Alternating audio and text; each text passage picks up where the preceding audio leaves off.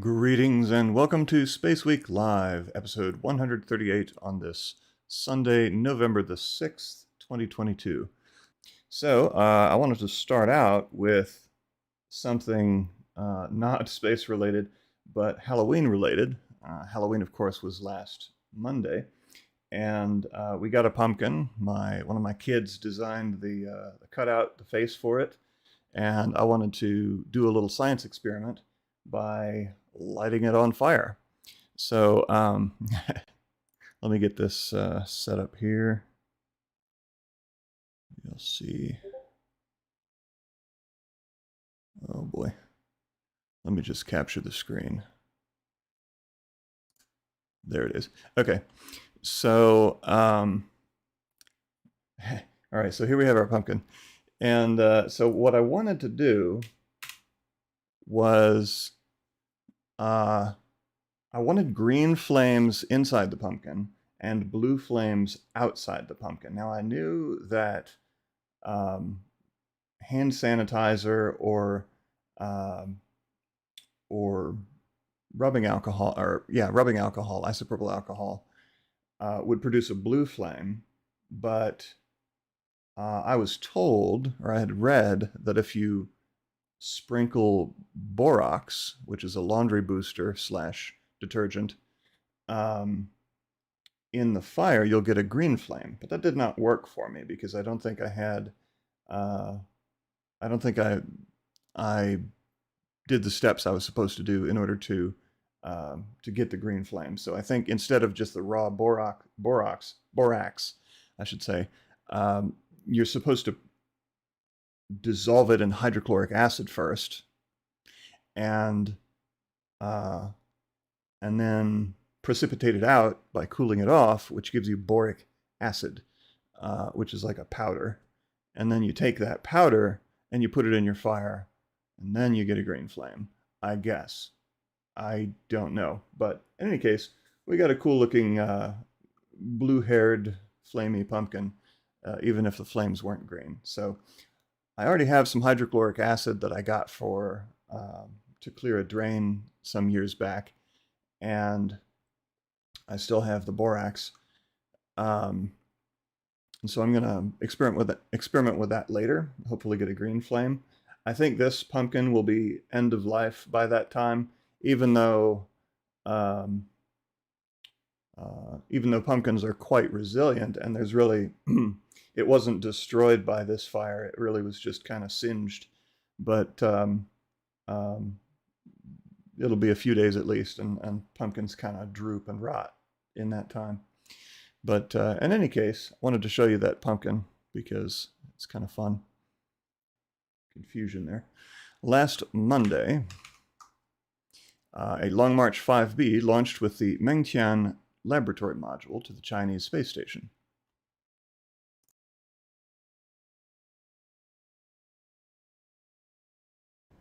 10 seconds to go. 8、7、6、5、4、3、2、1，点火！点火！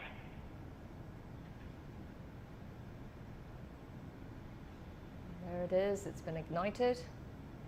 起飞，地名1503拐分2.3秒，191毫秒，150 3拐分2.3秒，191毫秒。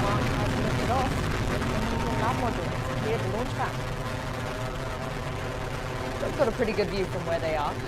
Exactly. Also, you have heard that the technicians have reported the timing. That is the root time for calculating the orbit. So that timing is very important for calculating when it is to be separated to orbit, and then this is very important for the preparation around the boondocking. So you see, this is the optical track. About 15 hours after launch, Mengtian docked to the space station. See here a little bit. Usually not too many views of the Chinese dockings, just a brief clip and then animations. And here's some Wow. Kind of laggy. Here's some sped up footage of the Chinese taikonauts entering the Mengtian module. Looks quite roomy.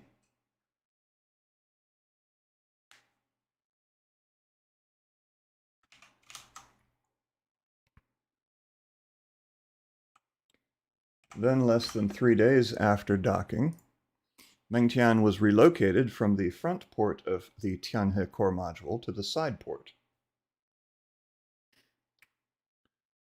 We can't actually see the relocation here, but there you go. Then last Tuesday, a SpaceX Falcon Heavy flew again for the first time in more than 3 years, since spring of 2019, lifting off from an uncharacteristically foggy Kennedy Space Center with the USS F-44 mission for the U.S. Space Force. T-minus 15 seconds and counting. T-minus 10, 9, 8, 7, 6, 5, 4, 3, 2, 1, 0, liftoff.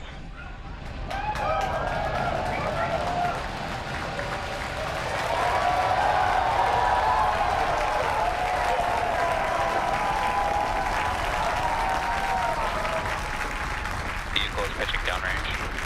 In with the chamber pressure is nominal.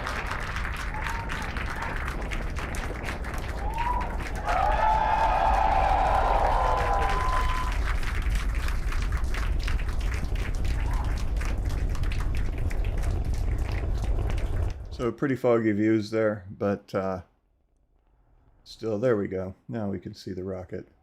Always a pleasure to watch a Falcon Heavy launch. Nominal power and telemetry. Pounds of thrust. Headed to space. You've throttled down in preparation for max Q. Moment. And the ever-popular double booster landing on the pads at Cape Canaveral.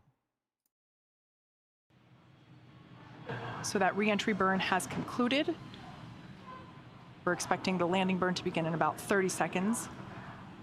The entry burn intended to slow the vehicles down significantly as they re-enter the Earth's atmosphere. Amazing tracking cam views of the boosters as they return to landing zone 1 and 2. We can see the grid fins there. Both side boosters transonic. Stage 2 FTS is saved. Stage 2 is in terminal guidance. We can see those grid fins steering the boosters for a precise landing. Again, we're attempting Booster landing. Landing zone 1 and 2.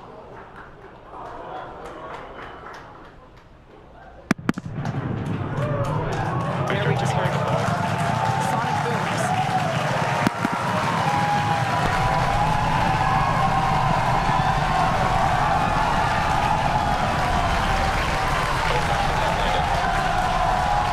Okay, so let's rewind this a little bit. I catch a lot of things in the replays that I don't see during the live streams because during the lives I'm focused more on the chat and managing the stream, and so I actually miss a lot of details. But somebody mentioned in the chat during the stream that they could see the first booster landing from the second booster. And so if you look in the upper right corner at that view there from the second booster, the first booster is landing underneath it, which is a pretty neat sight. Let's go back a few frames. Oh, yeah, we can see it again in the lower left now. Pretty cool.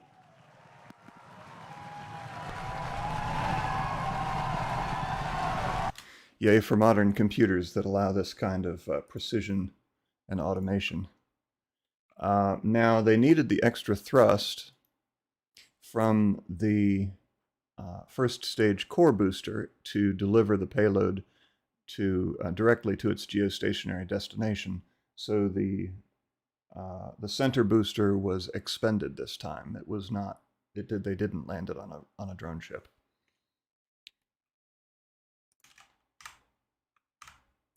Okay, so on, let's see, November 3rd, this was Thursday. Let me cue this forward.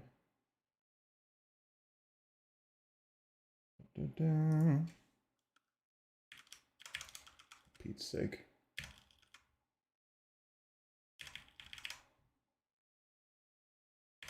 There we go. On Thursday, a Falcon 9 launched from Cape Canaveral with the Hotbird 13G mission. You may recall Hotbird 13F, which was just launched a couple of weeks ago. Well, this is G for Eutelsat.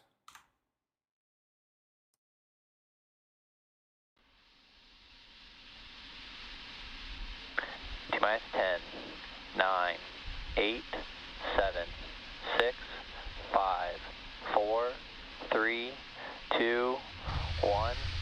Ignition and liftoff of Eutelsat Hotbird 13G. Go Falcon 9.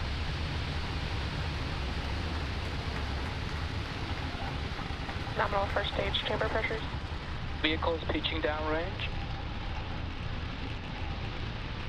As I recall, this launch took place in the wee hours, and so I was not able to stream this one. There's actually a lot of launches recently taking place either very early in the morning or quite late at night, so I'm not. I used to kill myself like providing launch streams at whatever time of day or night that they happened, but I have stopped doing that because it really was taking a toll on my well-being, my physical and mental well-being. Let's see. We have landing footage. Ah, yes. Landing leg deployed.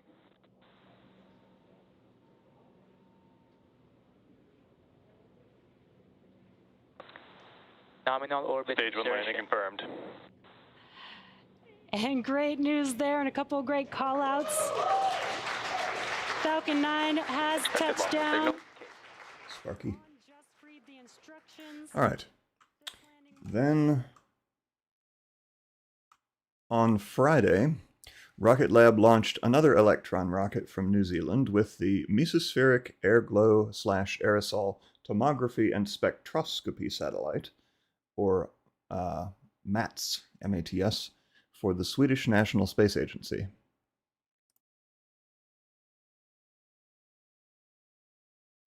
Ten, 9, 8, 7, 6, 5, 4, 3, 2, 1. Liftoff.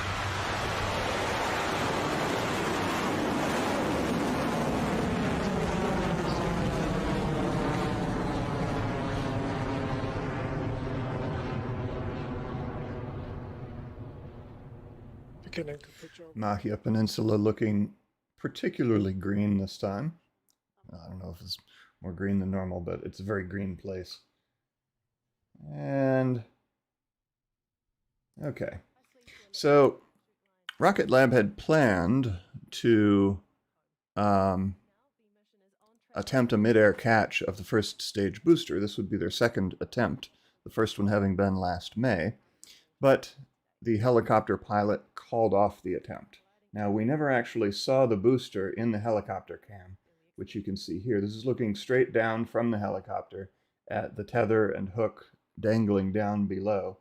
And in the right corner there, you can see sort of the waves of the ocean below. And so it appeared to be a very clear day, unlike their first attempt back in May, where there were quite a few clouds. But at the time, the pilot did not, or at least the commentator did not specify what the reason was for canceling the capture. And I don't know if Rocket Lab has mentioned that since on their social media channels. didn't notice anything, but I've been kind of busy. But so no catch this time. However, they do already have a process in place for fishing the spent booster out of the ocean, because it does come down on a parachute, and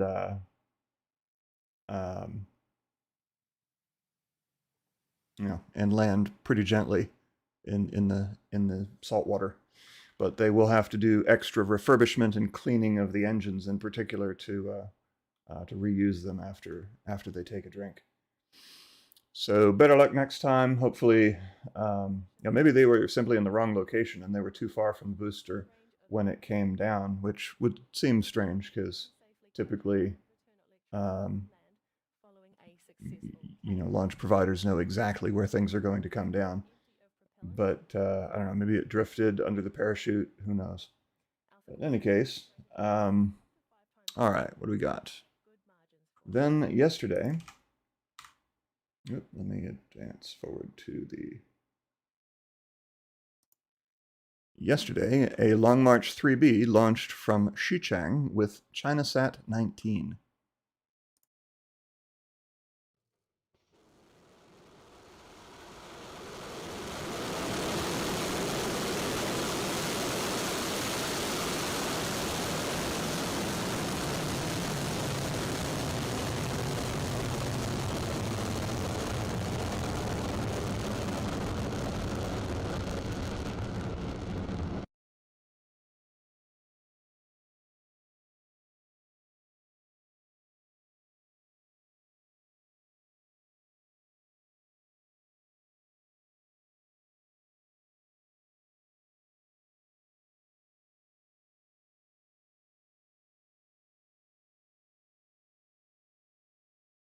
Pete's sake, I'm muted. So that was it for last week. But looking ahead to this week, on Monday, November 7th at 5:27 a.m. Eastern, 10:27 UTC, bearing in mind that now that daylight savings time has ended, it ended early this morning at 2 a.m. Eastern time for this time zone. Eastern time is now GMT -5 rather than GMT -4, which it was for the previous 6 months. So, in any case, tomorrow, 5:27 a.m. Eastern, 10:27 UTC, a Northrop Grumman Antares rocket will launch the Cygnus NG-18, also called CRS-18, cargo mission to the International Space Station. Now, this launch was supposed to happen this morning at 5:50 a.m. However, they scrubbed due to a fire alarm in the Northrop Grumman Mission Control Center, which is located in Dulles, Virginia, near the Dulles Airport. So because I don't know if it was a real fire or if somebody was playing a joke, but because of that fire alarm, they had to, even though it didn't affect the rocket or the payload at all, because the Mission Control Center was legally required to evacuate for the fire alarm, they had to scrub the launch. So it will be launching tomorrow morning instead, a little earlier every day, about 20 minutes earlier with each day's delay. But it's not so early that I won't be able to cover it for you, so I will have a live stream here on Raw Space. Cygnus arrives 2 days later, on Wednesday, November 9th, starting at 3:30 a.m. Eastern Time, 08:30 UTC. Capture is scheduled for 5:05 a.m. Eastern, 10:05 UTC, and installation coverage begins about 2 hours after that. Now, you can watch the capture coverage on NASA TV. Since it starts in the middle of the night, my time, I'm not going to be streaming that. And the installation coverage starts while I will be in the process of getting my kids to school. But the launch coverage tomorrow I will have.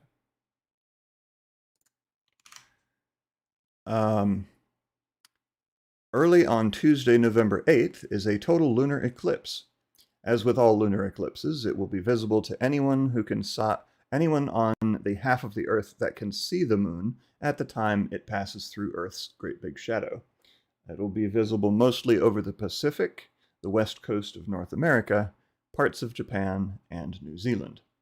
Totality starts at 10:16 UTC, maximum is at 10:59 UTC, and totality ends at 11:41 UTC. So it's about an hour and a half long of totality. The live coverage of the eclipse can be seen on Time and Date's channel. I will not be restreaming that either.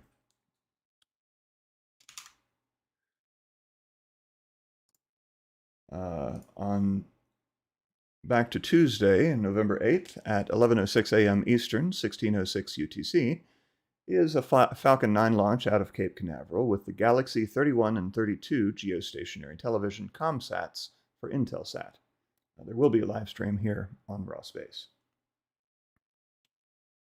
Then on Thursday, November 10th at 4:25 a.m. Eastern, 09:25 UTC, a ULA Atlas V will launch the JPSS-2 polar orbiting weather satellite, as well as Lofted, the low Earth orbit flight test of an inflatable decelerator. This is an aeroshell re-entry vehicle being tested by NASA and ULA. Unfortunately, because of the early hour, I won't be covering this stream either. You can watch it on NASA TV. On Friday, November 11th at 10 p.m. Eastern, 0300 UTC on the 12th, a Long March 7 will be lifting off from Wenchang with a Tianzhu cargo craft headed for the Chinese space station. There will probably be live coverage, a restream of which I will try to provide for you here on Raw Space if I can find it. Because the Chinese launches are not always easy to find live streams of.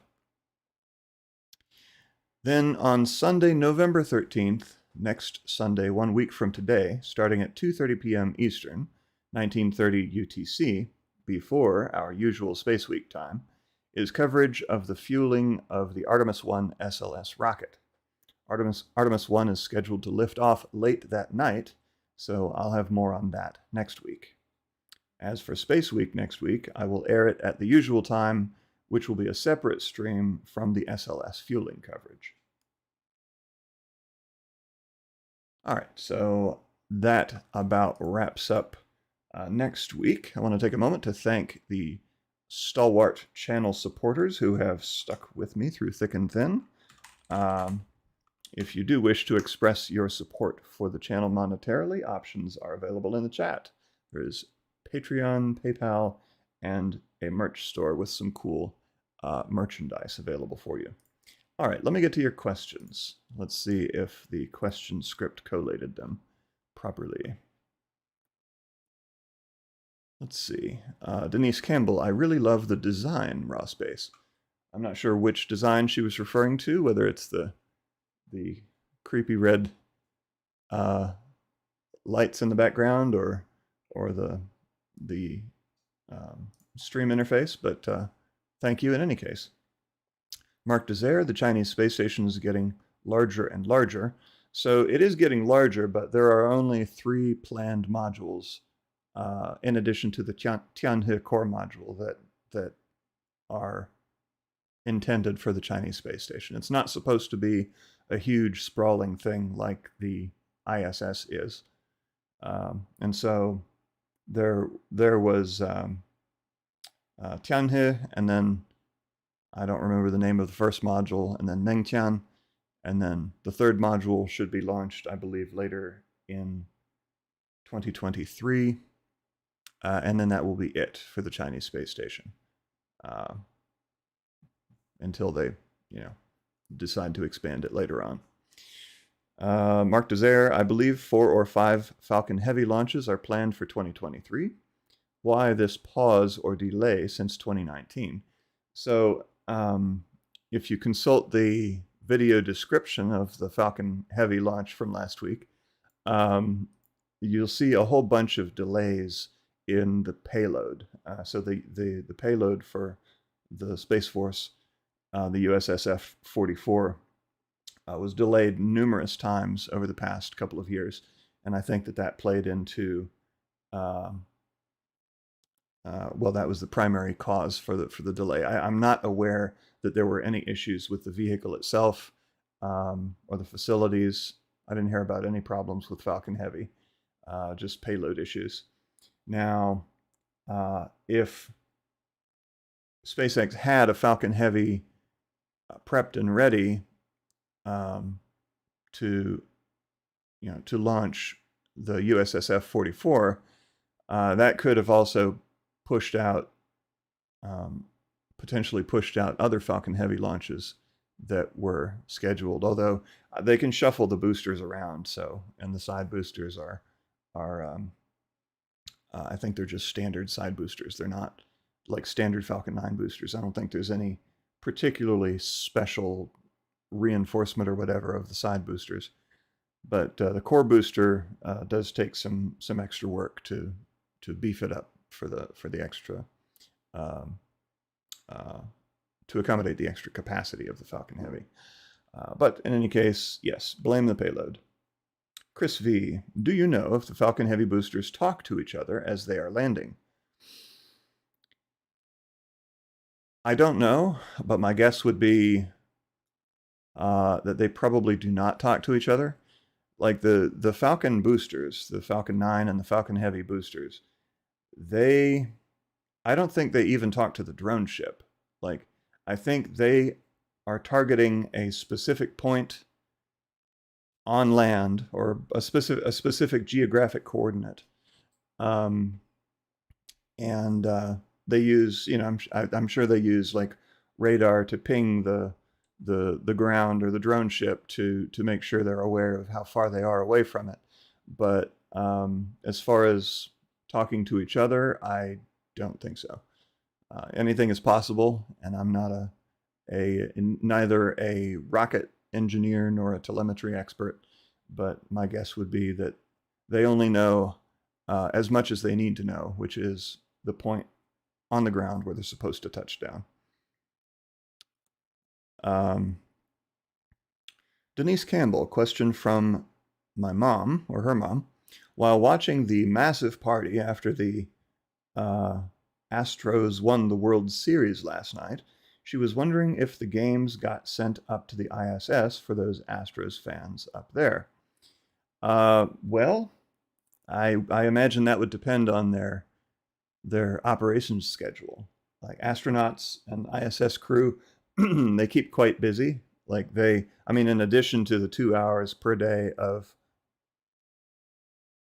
exercise that they get, their schedule of doing maintenance tasks on the ISS, conducting science experiments, and everything else, just the mechanics of living up there, take up an awful lot of time. They have very full days every day. But you say the game was last night. Well, I don't know. I don't know what days they have off. I don't know if they have Saturday off or whatever. They do have some free time. They're not just slaves up there. But I imagine if one of them is an Astros fan, then they probably did take some time to catch at least some of the final game. But I would hope so. I would hope that NASA could accommodate that. Although they kind of have bigger fish to fry up there than World Series is, like being astronauts. But but I know people are very passionate about their sports. Denise said the jack-o'-lantern. Denise liked the design of the jack-o'-lantern. That's thanks to my 14-year-old, soon to be 15-year-old. They designed the face, and then we both cut it out. MVM Motovlog Music. I arrived late. Did you already discuss the Boeing Starliner? I actually didn't mention Boeing Starliner, although I could mention it now. The only news I am aware of with Boeing Starliner is that it's currently scheduled to launch in April of 2023 with the first crewed mission. They had a successful, after many delays, they had their first successful test mission to the ISS a few months ago. but the first crewed mission is scheduled for April 2023. Now, I did see some chatter in the chat that didn't have my name tagged.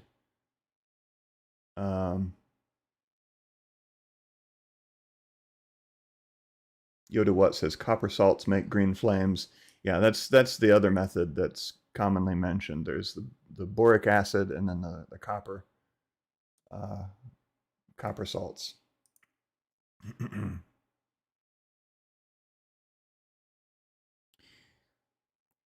All right, boric acid great on roaches.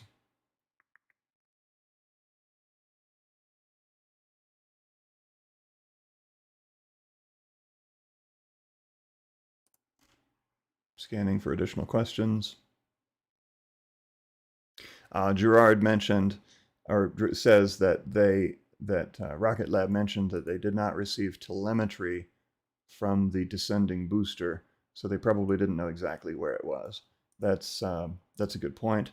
I may not have heard that in the live stream because again, I'm usually multitasking and distracted during the live streams, and so I miss a lot of details, which is ironic because I'm streaming them. But Mark Desire says it might take a while before this helicopter catches a returning rocket or satellite. Catching a returning satellite. Now that would be interesting. I've never heard of plans to do that, but I suppose it's possible so long as it's in a re-entry capable capsule of some sort. But yeah, satellites are typically rather fragile and flimsy once they're up there. They unless unless it's a crewed capsule or a cargo capsule that's intended for re-entry, it's not going to survive. Whereas the booster, is not traveling at orbital speeds, and so it's not suffering the effects of the re-entry heating and the plasma regime, as they call it. Dan Balamu asks, Artemis will never take off or what? It looks like this rocket is cursed. So as for Artemis, NASA did give an update on the Artemis launch a few days ago. And there really wasn't a lot of new information. The plan is, so they did not do any extensive there were the problems with the hydrogen leaking from the quick disconnect valve during the previous launch attempt. They did not replace that because they had a successful fueling test last month. They felt that they could adequately manage the fuel flow such that they wouldn't have a problem with excessive leakage of the hydrogen. And so they had originally rolled back SLS to the vehicle assembly building to protect it from Hurricane Ian, which was a wise move because Ian passed pretty much right over the Cape. But while it was in the VAB, they did not replace any valves or anything.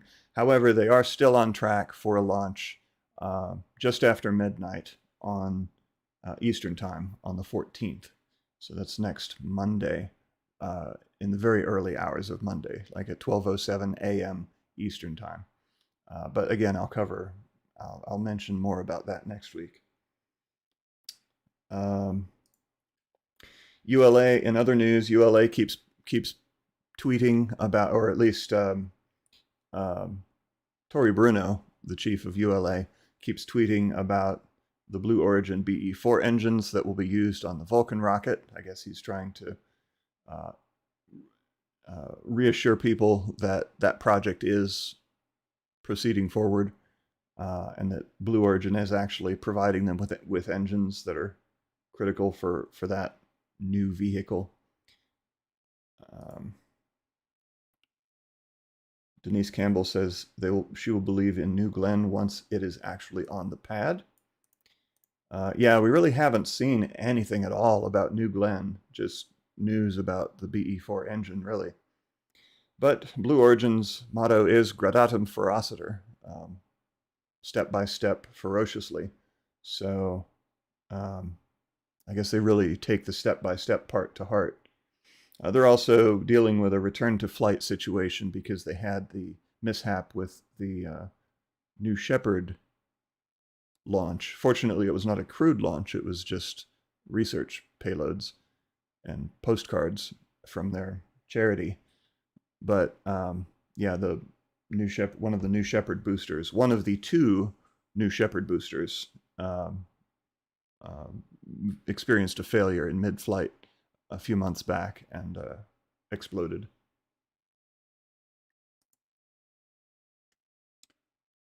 All right. Anne Ames, how was your Europe tour? Well, back in August, right before school started, I took my two kids to Paris and Athens for a week and a half. And that was a crazy big adventure. It was difficult, it was challenging, but we also had some memorable experiences and got to see a lot of really amazing things. I mean, I had been to Europe before, not France or Greece, but I've done some traveling before, but my kids have not. And so for them, it was completely new experience, which was pretty cool. Took a lot of pictures. I posted a bunch of the France ones in a gallery online.